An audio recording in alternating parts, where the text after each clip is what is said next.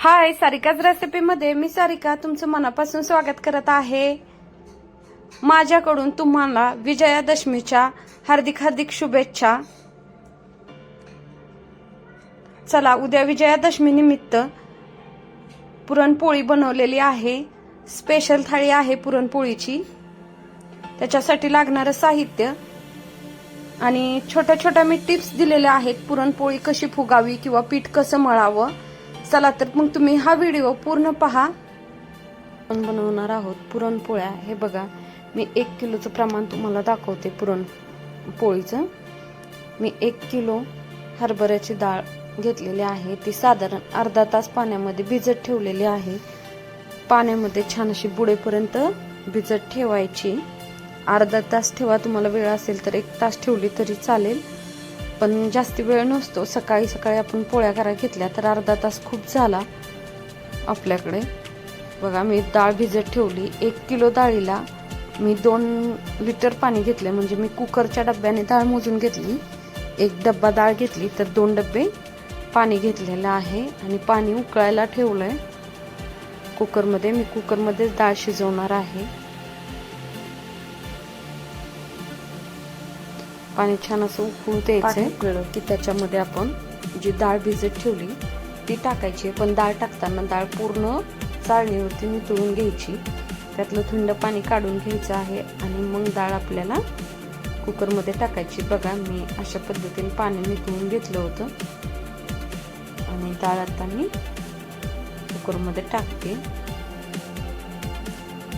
तुम्ही जेवढं डाळीचं प्रमाण घ्याल, एखाद्या वाटीने किंवा ग्लासने मोजून 1 ग्लास डाळ घेतली तर 2 ग्लास पाणी ठेवायचं. म्हणजे डाळ छान शिजते आणि आपल्याला जी येळवणीची आमटी करायची असते त्याच्यासाठी ही येळवणी राहते. म्हणून 1 ग्लास घेतली तर 2 ग्लास पाणी तुम्ही ठेवा.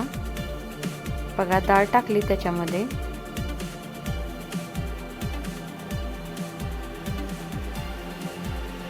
थोडासा गॅस फुल केलेला आहे सध्या. हे बघा, मी पाऊण चम्मच हळद टाकली. माझा चम्मच मोठा आहे म्हणून मी पाऊण टाकले. छोटा असेल तर 1 चम्मच टाका. आणि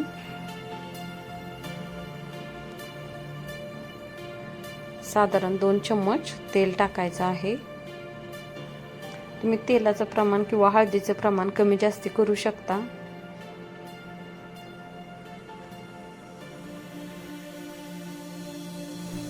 डाळ आणि परत त्याच्यामध्ये हळद तेल टाकून झालं की कुकरला झाकण लावून ठेवून द्यायचंय. ह्याच्या 3 शिट्ट्या करून घ्यायच्या आहेत कुकरच्या.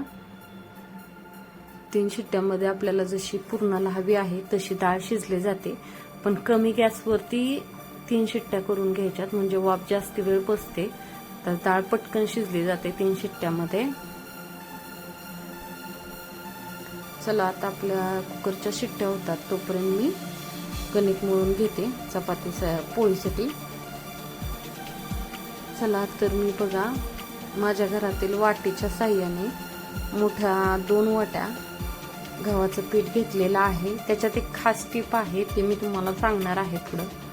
बघा, ह्याच्यामध्ये मीठ टाकायचे. बरेच लोक कणकीमध्ये मीठ टाकत नाही, आम्ही टाकतो कारण त्याच्यामुळे आपल्या पोळीला छान अशी चव येते म्हणून. आणि दुसरी टीप आहे ह्याच्यामध्ये, म्हणजे आपण थोडंसं कच्चं तेल टाकणार आहोत. फोटून म्हणजे असं गरम करून नाही तर कच्चं तेल टाकायचं आहे. बघा, मी 2 चम्मच कच्चं तेल टाकले त्याच्यामध्ये. आणि थोडंसं पाणी घेऊन कणकीचा गोळा तयार करून घेणार आहे. कणकीचा गोळा करताना मला घट्ट कणिक लागत नाही पोळ्याला, थोडीशी पातळ लागते. मी त्या हिशोबाने तुम्हाला कणिक मळून दाखवते.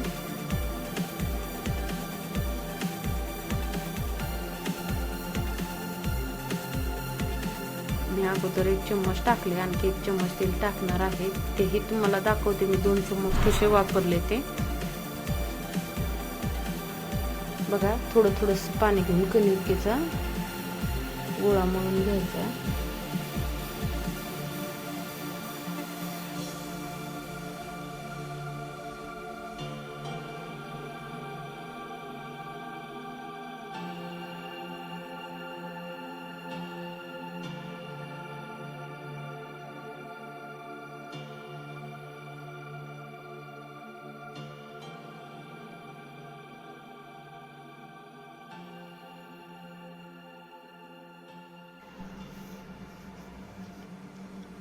बघा अशा पद्धतीने थोडीशी पातळ कणिक असते पोळी करताना,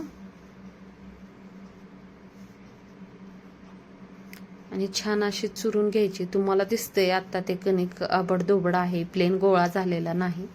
तर मी अशाच पद्धतीने पुरणपोळीसाठी कणिक मळून घेते. बघा कणिक पातळ आहे आपली, घट्ट नाही, जशी आपण चपात्याला करतो तशी नाहीये.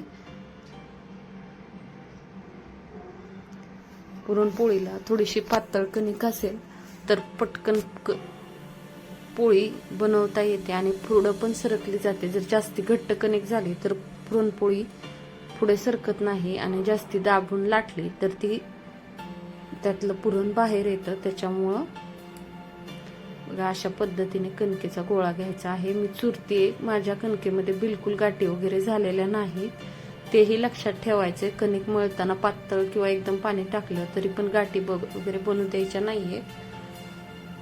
बघा आता आपला कणकेचा गोळा मळून झाला. आता मी ह्याच्यावरती एक पळी तेल टाकून घेते आणि तेलामध्ये छान अशी मुरत ठेवायची आहे आपल्याला कणिक. आत्ताच त्याचा गोळा करायचा नाही किंवा जास्ती चुरत बसायचं नाही. ज्यावेळेस आपण पोळ्या करायला घेतो त्यावेळेस ती कणिक अगदी सॉफ्ट झालेली असते, तेलामध्ये छान भिजलेली पण असते. त्याच्यामुळे बघा ह्या पद्धतीने मी कणिक पूर्ण मळून घेतली. मी आता ह्याच्यावरती झाकण ठेवून घेणार आहे.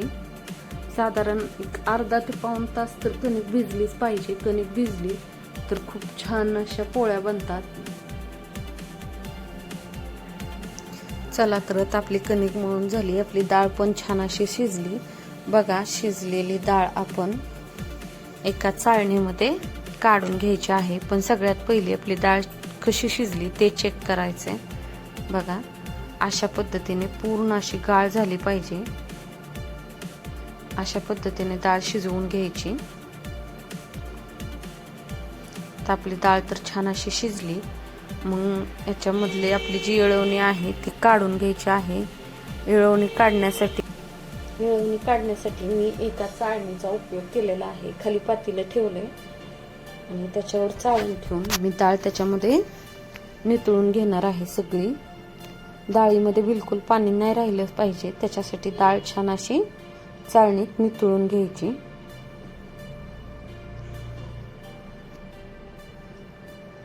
बघा हे नितळत ठेवली मी. बाकीची काढून घेते. एक 5 मिनिटं डाळ अशीच ठेवून द्यायची आहे. चला एक 5 मिनिटं मी डाळ छान अशी नितळून घेतली. पूर्ण सुट्टी झाली पाहिजे डाळ, त्याच्यामध्ये पाणी वगैरे काहीच नाही राहिलेलं पाहिजे. बघा डाळ सुट्टी करायला ठेवली की मी एक मोठं पातेलं घेतलेलं आहे.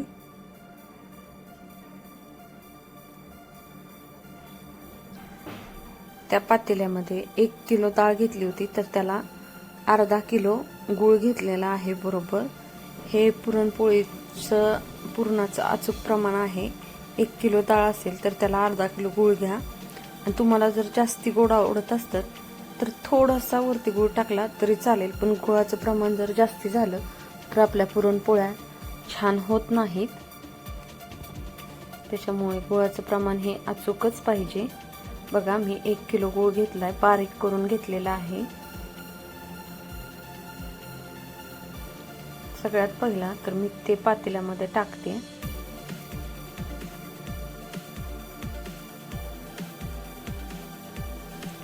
गूळ टाकून झाला की आपण जी डाळ ठेवलेली आहे शिजवून ती त्या पातेल्यामध्ये टाकायची.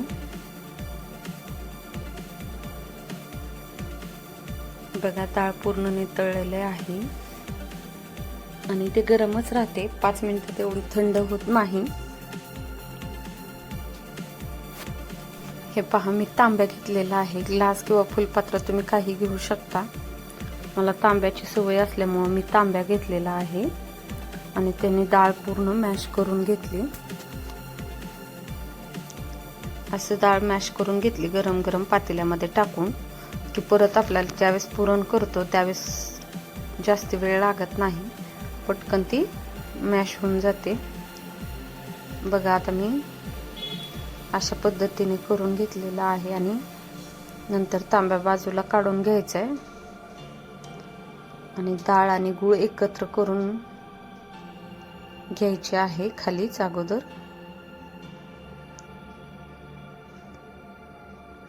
गुळाचंही थोडंसं पाणी होतं कारण आपण डाळ गरम टाकलेली असते त्याच्यामध्ये, म्हणून ते अगोदरच खाली एकत्र करून घेते.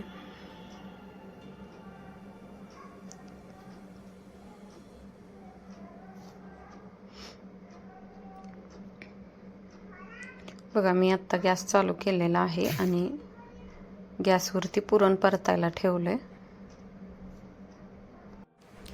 पुरण चांगलं एकजीव होईपर्यंत परतून घ्यायचंय. साधारण पुरण परतायला 15 मिनिटं लागतात, 15 ते 20 मिनिटं. आता पुरण तुमचं केवढ्या प्रमाणात आहे त्यानुसार वेळ लागतो. आता मी हे मीडियम गॅसवरती पुरण परतते, त्याच्यामुळे मला 20 मिनिटं लागणार आहेत. हे 1 किलो डाळीचं पुरण आहे. पुरण जेवढं छान परतलं जाईल तेवढ्या छान पोळ्या येतात, त्याच्यामुळे पुरण कमी गॅसवरती परतून घ्यायचे. बघा ह्याच्यामध्येही तुम्ही 1 चिमूटभर मीठ टाकायचं आहे. माझं पुरण जास्ती आहे त्याच्यामुळे मी थोडंसं जास्ती मीठ टाकलंय. तुम्ही 1 चिमूटभरच टाकू शकता पुरण कमी असेल तर. पुरणात पण मीठ टाकलं की आपल्या जेवणाची चव वाढते, कारण आपल्याला मिठाशिवाय जेवणाला आपल्या चवच येत नाही.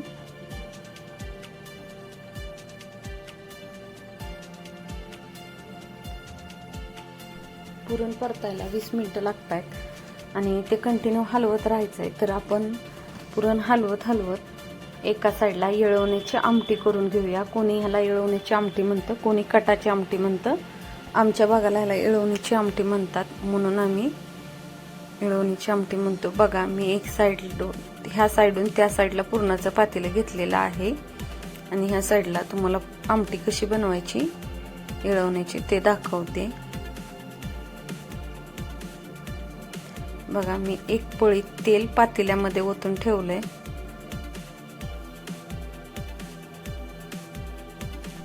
चला एक पळी तेल ओतलेलं आहे मी पातेल्यामध्ये.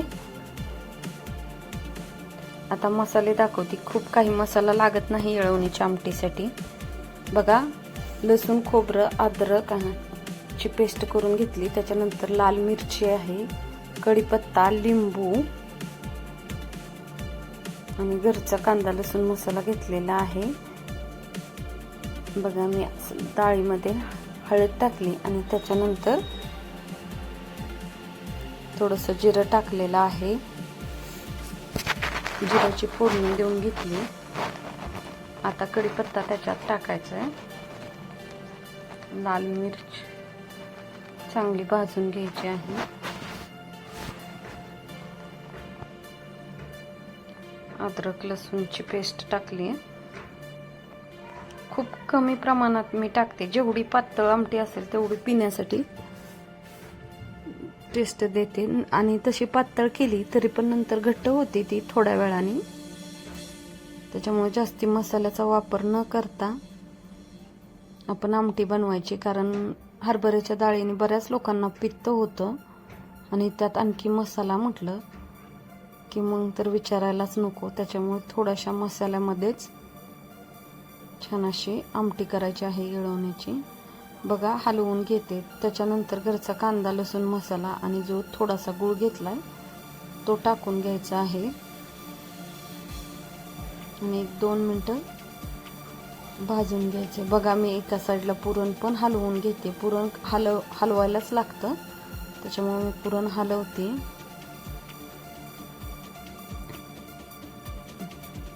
मी आणखी अर्धा चम्मच तेल टाकलेलं आहे.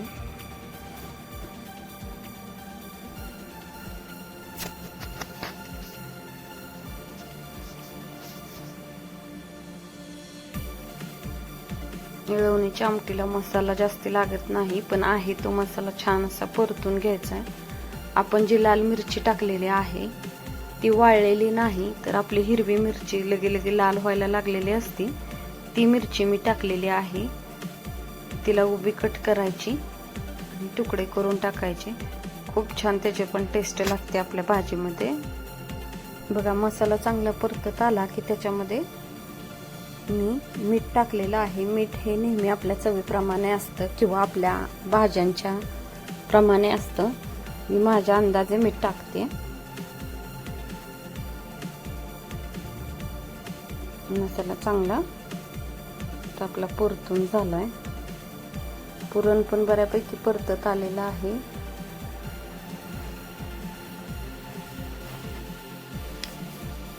आता आपण ह्याच्यामध्ये जे येळवणी काढलेलं आहे ते टाकून घ्यायचे.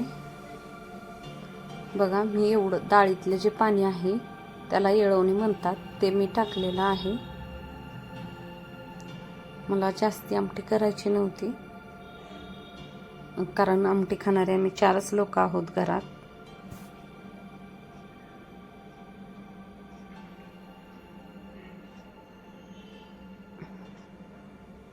त्याच्यामुळे मी एवढ्याच प्रमाणात आमटी करते. ज्याच्या घरी आमटी प्यायला आवडते त्यांनी त्याचं प्रमाण वाढवलं तरी चालेल. चटणी मीठ आपल्या अंदाजेच टाकायचं आहे. बघा मी एका साईडला पुरण परतून घेते. आता माझं पुरण परतायचं चालू आहे.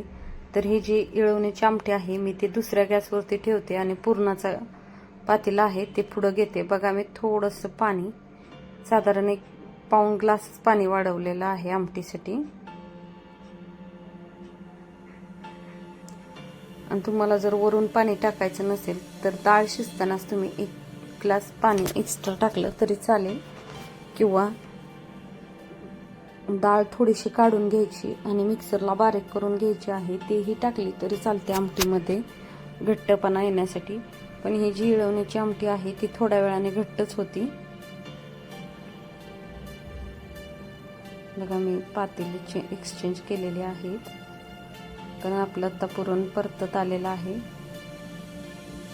जे आपण अर्ध लिंबू घेतलं होतं ते आमटीमध्ये पिळून घ्यायचे. आमटीमध्ये लिंबू आणि गूळ टाकल्याने आंबट गोड अशी छान चव येते त्याला.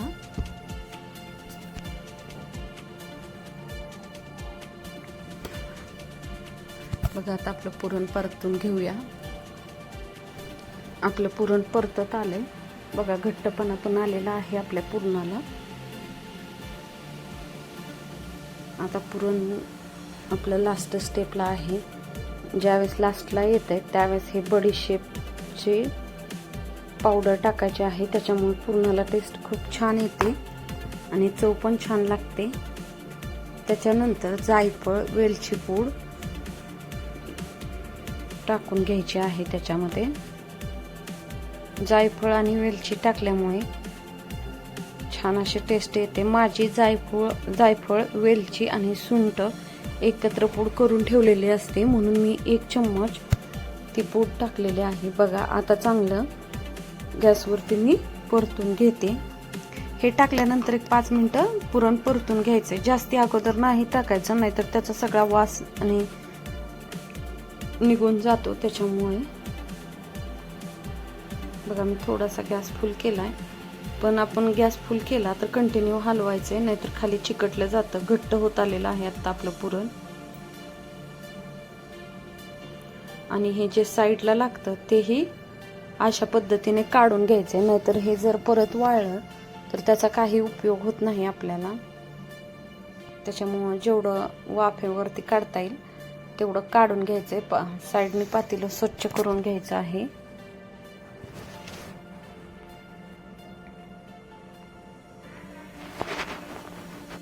आता आपलं पुरण तयार झालेलं आहे. मी पूर्ण 20 मिनिटं तुम्हाला पुरण परतताना दाखवलेलं नाही, पण 1 किलो जर डाळ असेल तर तुम्हाला साधारण 15 ते 20 मिनिटाच्या वरती पुरण परतायला लागतं. माझं आता पुरण परतून झालेलं आहे. मी एक पातेलं घेतलंय, त्याच्यावरती चाळण ठेवून घेतलेली पुरणाची. तुम्ही मला जर मिक्सरमध्ये करायचं असेल तुम्ही मिक्सरमध्येही बारीक करू शकता किंवा पाट्यावर वंट्यावरती, पण मला चाळणीची सवय आहे. मी चाळणीमध्ये तुम्हाला पुरण बारीक करून दाखवते. बघा मी पुरण जरी परतत असेल तर मी गॅस बंद केलेला नाही. ही सगळ्यात महत्त्वाची टीप आहे, कारण मी चाळणीमध्ये बारीक करते. जर ते थंड झालं तर खूप वेळ लागतो बारीक व्हायला, त्याच्यामुळे मी गरम गरम पुरण बारीक करून घेते. आपण पुरण बारीक करताना एकदम स्लो फ्लेमवरती गॅस करून ठेवायचा आहे, म्हणजे आपलं पुरण थंड होत नाही आणि पुढंही जात नाही परतताना. बघा अशा पद्धतीने 5 मिनिटामध्ये गरम गरम पुरण परतलं बारीक करून होतं.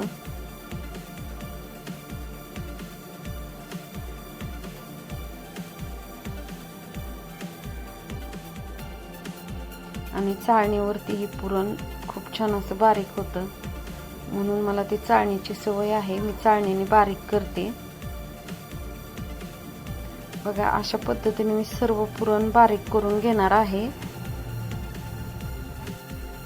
बघा मी पुरण सगळं बारीक करून घेतलंय आणि आपण पहिल्यांदा कणिकची मळून घेतलेली होती पीठ, ते तुम्हाला दाखवते. बघा कसं मस्त असं पेड्यापेक्षा छान असं आपलं कणिक छान अशी आपली कणिक झालेली आहे. बघा तुटत पण नाही. तेल टाकल्यामुळे कणकेला थोडासा चिकटपणा येतो. मैदा वगैरे मिक्स करायची गरज पडत नाही आपल्याला कणकेमध्ये. बघा मस्त असा गोळा झालाय. थोडंसं कणिक आपटून घ्यायचे आहे परातीमध्ये. आपल्याकडे पाटा वरवंटा नसतो सिटीमध्ये बऱ्याच जणांच्या घरात, त्याच्यामुळे अशा पद्धतीनेच कणिक आपटून थोडीशी लूज करून घ्यायची. आणखी बघा तेल पण छान असं मुरलं गेलंय कणकेमध्ये. कणकेचे मस्त असे गोळा तयार झालाय. आता चला आता आपण पोळ्या करायला घेऊया. बघा मी परातीमध्ये थोडंसं पीठ घेतलेलं आहे लावण्यासाठी. पोळपाट लाटणं घ्यायचंय.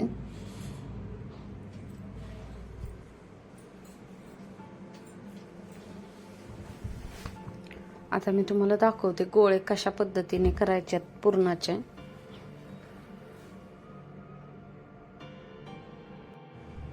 मी कणकेचा एक छोटासा गोळा घेतलाय आणि तो अशा पद्धतीने गोल करून घेतलेला आहे.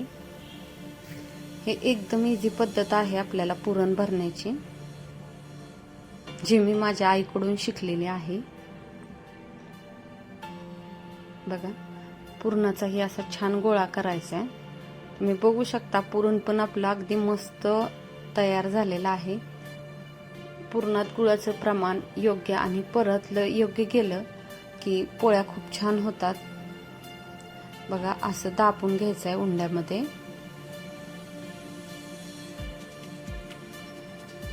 आणि अशा पद्धतीने ते नंतर कणिक जी आहे साईडची ती वरती करून गोळा करून घ्यायचा आहे. बऱ्याच जण वेगवेगळी पद्धत असते, पण ही पद्धत अगदी सोपी आहे. बघा अशा पद्धतीने मी 3-4 गोळे एकदाच करून ठेवणार आहे मला दाखवण्यासाठी.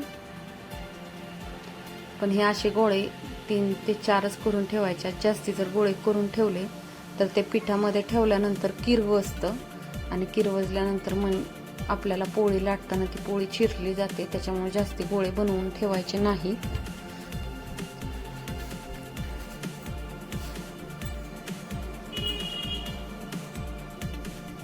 बघा 4 गोळे मी करून घेते. ते पण तुम्हाला पोळ्या लाटून दाखवायच्यात आणि गोळे बनवून दाखवायच्यात, म्हणून थोडासा वेळ जातो अशा पद्धतीने सिंगल गोळे बनवत बसलं तर. पण त्याच्यामुळे पोळी खूप छान होते, कुठं तुटत वगैरे नाही. आणि भरून ठेवली, पोळ्या लाटायला वेळ झाला की ते कणिक किरवजल्यामुळं ते चिरल्या जातात पोळ्या.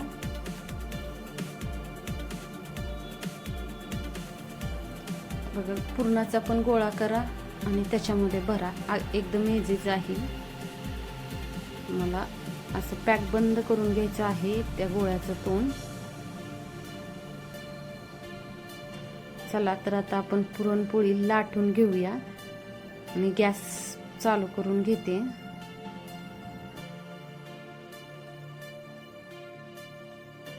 गॅस गरम व्हायला ठेवलाय आणि मी पोळपाटाला एक कपडा, कॉटनचा कपडा बांधून घेतलाय, त्याच्यामुळे पोळी लाटायला अगदी इझी जाते.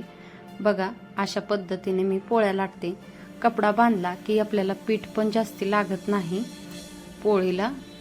कमी पिठावरती आपल्याला छान अशी पोळी तयार करता येते.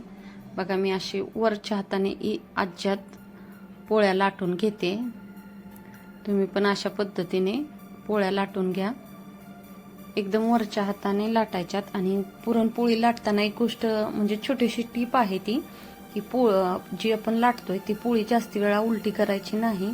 2 ते 3 वेळाच उलटी करून टाकायची. बघा आपला तवा तापलेला आहे.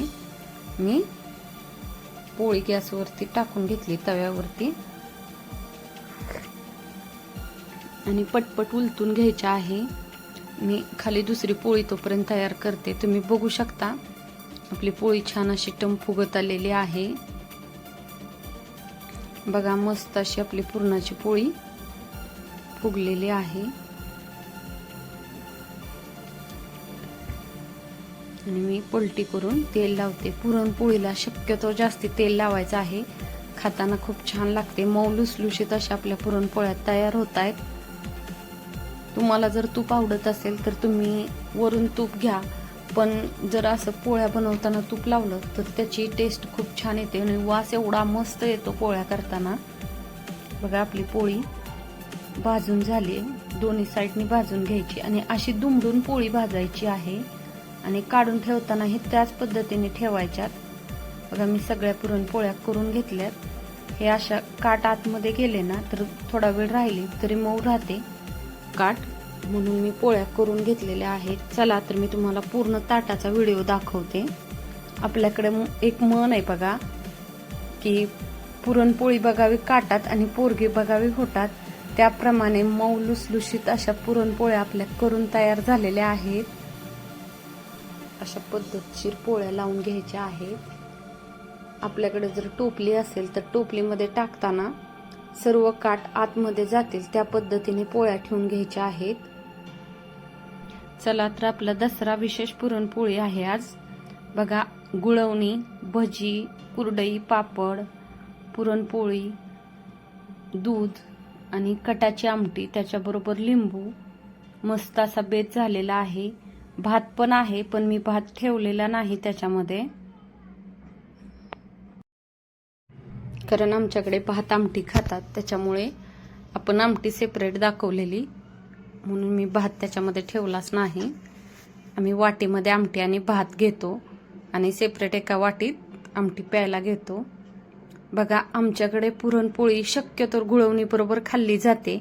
ही जी गुळवणी आहे ती फक्त गुळ आणि पाण्याने बनवलेली आहे. आम्ही दूध किंवा खिरी बरोबर ती पुरणपोळी खात नाही. आमच्या भागाला गुळवणी ही कंपल्सरी असते. तुम्ही एकदा नक्की अशा पद्धतीची पुरणपोळी ट्राय करून बघा. याच्यावरती तूप टाकायचं, एकदम खायला मस्त अशी चव देते. बघता क्षणी असं वाटतंय की आता जेवायलाच बसावं. चला तर तुम्हाला माझे व्हिडिओ आवडले असतील तर प्लीज माझ्या चॅनलला आणखी सबस्क्राईब केलं नसेल तर सबस्क्राईब करा आणि शेजारचं बेल आयकॉनचं बटन ही क्लिक.